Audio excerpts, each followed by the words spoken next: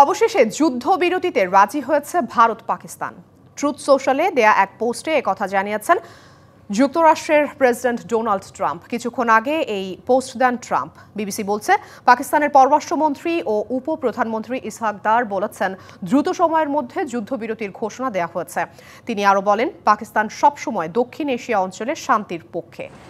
এছাড়া ট্রাম্প তার সোশ্যালে দেয়া পোস্টে আরও উল্লেখ করেছেন, ভারতের প্রধানমন্ত্রী নরেন্দ্র মোদী ও পাকিস্তানের প্রধানমন্ত্রী শাহবাজ শরীফের সঙ্গে কথা বলার পর তারা 48 ঘন্টার মধ্যে যুদ্ধবিরতিতে রাজি হয়েছেন।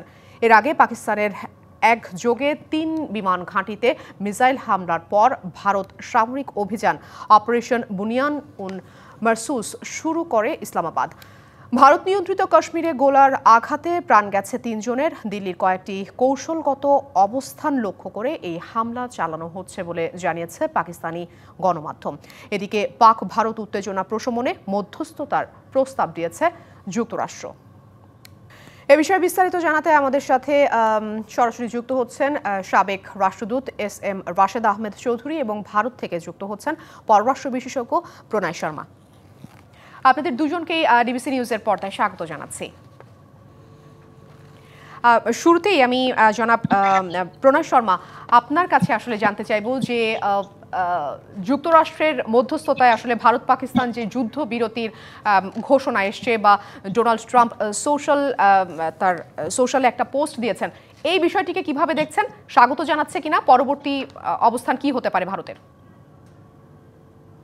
নিশ্চয়ই, দেখুন, যুদ্ধ সবসময় সেটা সবারই লক্ষ্য হওয়া উচিত যাতে কখনোই যুদ্ধটা না হয়।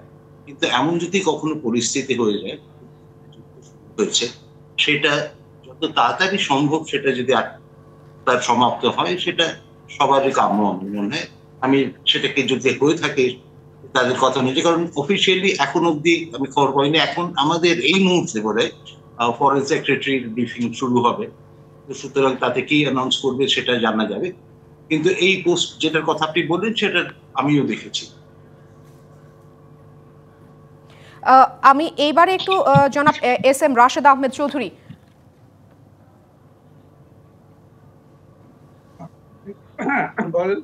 SM রাশেদ আহমেদ চৌধুরী, ভারত পাকিস্তানের যে যুদ্ধবিরতির যে প্রস্তাব এবং সেটাতে যে সম্মত হওয়ার এই বিষয়টিকে দক্ষিণ এশিয়া অঞ্চলের জন্য কেমন ভাবে আপনি দেখছেন?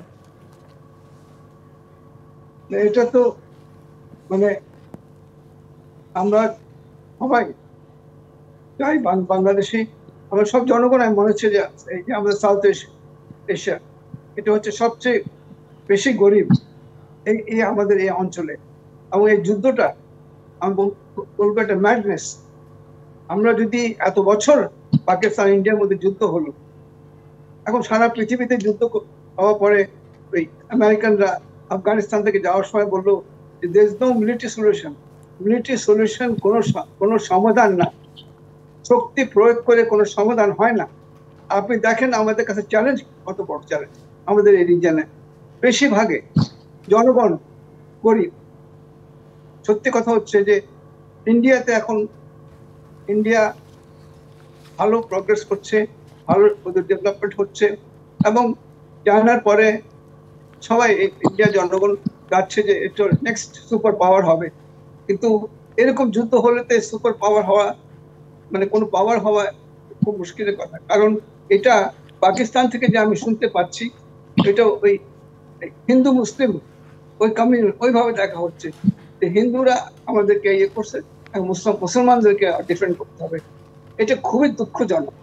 এবং আপনি দেখেন যে এই যে আমার বন্ধু ইন্ডিয়া থেকে আপনারা যখন থেকে হিন্দুত্ব আরম্ভ করেছেন আপনার দেশে, আমরা খুবই দুঃখিত। কারণ জিনিসটা হচ্ছে কি, আমরা ওই বাঙালি ওই ইন্ডিয়াতে ছিলাম, আমরা কলকাতায় ছিলাম, আমরা এই জিনিসটা দেখেছি, পার্টিশন দেখেছি। আমরা এই ধর্মকে যে ব্যবহার করে রাজনীতিতে, এইটা যত রকম কনফ্লিক্ট যুদ্ধ জনাব রাশেদ আহমেদ চৌধুরী, আমি আপনার কথায় আবারও ফিরবো। আমি আমার রাশেদ আহমেদ চৌধুরীর বক্তব্য নিয়েই আমি প্রণয় শর্মা আপনার কাছে আসলে জানতে চাইছিলাম যে যেটি আসলে বলা হয় যে ভারত পাকিস্তান যুদ্ধ হিন্দু মুসলিমের ভেতরে একটা যুদ্ধ, সেই সাথে আরও একটি প্রশ্ন জুড়ে দিতে চাই যে এই সামরিক শক্তি প্রদর্শন বন্ধ করে আসলে কূটনীতিকভাবে এর সমাধানে যাওয়ার কোনো পথ খোলা আছে কিনা, যেহেতু এখন একটা যুদ্ধবিরতির পরিস্থিতিতে এসে দাঁড়িয়েছে।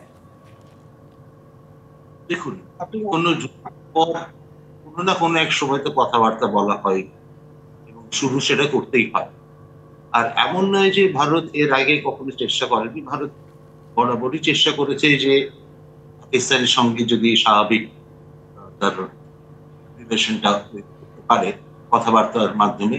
আপনাদের মনে থাকবে হয়তো নরেন্দ্র মোদী, যিনি এখন আমাদের প্রধানমন্ত্রী রয়েছেন, তিনি যখন প্রথম জিতলেন মে 2014, তখন তার ইনঅগ্রেটরে যাদেরকে ডেকেছিলেন তাদের মধ্যে কিন্তু তখন পাকিস্তানের যিনি প্রাইম মিনিস্টার ছিলেন নওয়াজ শরীফ, তাকে তার সঙ্গে কথাবার্তা বলে স্বাভাবিক কি করা যায়, কিভাবে দুই দেশের মধ্যে সহযোগিতামূলক কি ধরনের সম্পর্ক স্থাপন করা যায়, এই নিয়ে হয়েছিল। এরপরে আবার কিন্তু আফগানিস্তান একবার কি ছিল, এবং তখন অ্যানাউন্স না করে বিরাট একটা বড় হইচই না করে তখন সেদিনকে নওয়াজ শরীফের জন্মদিনের দিন হঠাৎ তিনি লাহোর চলে গেলেন সেখানটাতে। এই ধরনের নেওয়ার পরে কিন্তু সেখানটা তারপরে আবার সেখান থেকে টেররিস্ট অ্যাটাক হলো। সুতরাং জনমত এবং সরকারের দুটোই পাল্টে যায়। তারপর থেকে দীর্ঘদিন ধরে পাকিস্তানের সঙ্গে কোনো সেইভাবে যোগাযোগ আমাদের থাকেনি কথাবার্তায়। কারণ মনে হয়েছে এখানকার দিল্লির অ্যাসেসমেন্টে যে পাকিস্তানের সঙ্গে যতবারই কথা বলার চেষ্টা করেছি আমরা, আর মোদী তিনি প্রথম নন, এর আগে বহু এমন কোনো প্রধানমন্ত্রী নেই যিনি কথা বলেননি। আপনারা জানেন এক সময় তার আগে যিনি ছিলেন অটল বিহারী বাজপেয়ী, তিনি একটি শান্তির বাস নিয়ে গিয়েছিলেন। অনেক পলিটিক্যাল পার্টির লোকজন আর অন্যান্য লোক, তার মধ্যে চিত্র তারকারা ইত্যাদি, এটা ছিল সবাই পাকিস্তানি। কিন্তু তারপরে আবার কার্গিল যুদ্ধ শুরু হয়ে গেল। সুতরাং এইটা আমার মনে হয় যে দেশের, ঠিক আছে নিশ্চয়ই এক সময় কথাবার্তা বলে স্বাভাবিক যদি পারে প্রতিবেশী দেশের, তার সেটা খুবই বড় ভালো কথা। কিন্তু পাকিস্তানের নিজেরও তাহলে এখানে একটা ইন্ট্রোস্পেকশন করার দরকার যে কোন জায়গায় গোলমালটা হচ্ছে। বারবার করে হিন্দু মুসলিম এই ধরনের জিনিসগুলো বলে যদি পার পেয়ে যায় যে তাদের নিজের যে দিকের খামতিগুলো সেগুলো দেখতে পাচ্ছেন না, স্ট্রাকচারাল যদি কোনো ফ্ল থাকে সেখানটায়, যেখানে একটা সিভিক গভর্নমেন্ট হাত বাড়ালে বন্দুকের, সেখানে মিলিটারি তাদের এতই সেখানে বড় রোল প্লে করে যে তারা সেটা নাকচ করে দেয়, এবং কখনো প্রত্যেকবারই আমরা দেখি কোনো ধরনের সেটাকে ডিস্টার্ব করে। এটা যদি চলতে থাকে না, সেখানটা কনফিডেন্স বাড়ে, ট্রাস্ট বাড়ে, এবং কোনো ধরনের যে ধরুন চুক্তি যেগুলো হয়েছে কোনোটার যদি সেখানটায় তার অনার না করা হয়, এবং প্রত্যেকবার তাকে নিয়ে বলা হয় যে আমরা তো ছিলাম না তখন, আমরা আবার নতুন করে দেখবো, এই প্রত্যেক কটা জিনিস একটা প্রবলেমে দাঁড়াতে পারে। আমার মনে হয় যে পাকিস্তান যখন নাকি আরো ধরুন টেম্পারেচার এখনো খুবই স্বাভাবিক হয়নি, স্বাভাবিক হয় সেখানটায় নিশ্চয়ই ভারতের লিডারশিপও কোনো এক সময় ভাবে কি কথাবার্তা শুরু করা যায় কিনা, এবং পাকিস্তানের দিক থেকে হয়তো হবে দেশের মধ্যে যদি কথা হয় কোনো এক সময় এবং স্বাভাবিক যদি হয় আমাদের সম্পর্ক। মিস্টার প্রণয় শর্মা, আমার একটু জানার জায়গা এবং প্রতিবেশী দেশ হিসেবে সাধারণ মানুষও জানতে চায় যে এই যে যুদ্ধবিরতির যেই সুযোগটি এসছে, এই জায়গা থেকে কূটনীতিকভাবে কি ধরনের উদ্যোগ গ্রহণ করা যেতে পারে এই বিষয়গুলো সমাধানের জন্য, কি মনে হচ্ছে আপনার? এই যে দেখুন, ভারতের দিক থেকে যেটা বারবার করে বলা হয় যে কথা বলা যেতে পারে, কিন্তু আমাদের মাথায় বন্দুক রেখে আপনি কথা বলতে পারেন। দুই দেশের মধ্যে ইস্যুস থাকতে পারে, সেখানটায় মতের মিল থাকতে পারে, সেখানটায় ডিফারেন্সেস মত পার্থক্য থাকতে পারে, কিন্তু যখনই কথাবার্তা হয় আপনার বা কথাবার্তার সময় দিয়ে যখন প্রোগ্রেস করে কিছুদিন বাদেই সেখানে কোনো না কোনো ধরনের টেররিস্ট অ্যাটাক হয়। তো এই ধরনের জিনিসগুলো যদি না থামে এখানটায়, একটা জিনিস দেখুন, শুধুমাত্র সরকার তো নয়, তার সঙ্গে জনগণ আছে, জনগণের একটা জনমতের ব্যাপার আছে। যে কোনো ইনিশিয়েটিভের পিছনে যদি সেটাকে না তৈরি করতে পারেন তাহলে সেটা বেশি দিন টিকবে না।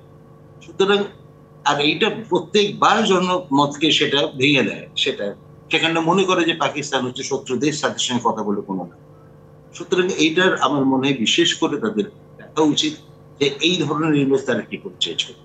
নিশ্চয়ই প্রণয় শর্মা, আপনার বক্তব্য একেবারে পরিষ্কার। আমি এবার একটু কথা বলবো মিস্টার রাশেদ আহমেদ চৌধুরী আপনার সাথে। যেমনটি প্রণয় শর্মা বলছিলেন যে পাকিস্তানেরও কিন্তু নিজ দেশের কিছু সংস্কারের প্রয়োজন আছে। টেররিস্ট অ্যাটাকগুলো যেগুলো হয় এবং জঙ্গি তৎপরতা কমানোর ক্ষেত্রে, প্রশমনের ক্ষেত্রেও কিন্তু তাদের নিজস্ব কিছু উদ্যোগ নেওয়ারও জায়গা আছে। আপনি কি মনে করছেন আসলে পাকিস্তানের ভূমিকা কি হওয়া উচিত এই যুদ্ধবিরতির এই সময়টাতে? নিশ্চয়ই আমিও একমত ওনার সঙ্গে। এখন যে কিন্তু একটা কথা আছে যে এই যে জঙ্গি অথবা যে কোনো এই সমস্যা, আমরা একটা কথা জাতীয় সঙ্গে থাকতে তখন গেলাম কসোভো, বসনিয়া, অন্যান্য জায়গায়, মানে যে কোনো মিলিটারি সলিউশন বলতে কোনো জিনিস নেই। There is no military solution to essentially political problem. একটা রাজনৈতিক সমাধান হতে হবে ডায়ালগের মধ্যে, যেরকম। আর সবচেয়ে চমৎকার হচ্ছে যে ইন্ডিয়ান যে ওদের যে কালচারাল ইয়েটা, সবাই বাংলাদেশে আমাদের বন্ধু বলি আমরা, ইন্ডিয়ান গান, ইন্ডিয়ান ইন্ডিয়ান ইন্ডিয়ান বই, এগুলো। আমি কলকাতা ছিলাম ডিপ্টি হাই কমিশনার, আমার সবচেয়ে চমৎকার পোস্টিং ছিল কলকাতা।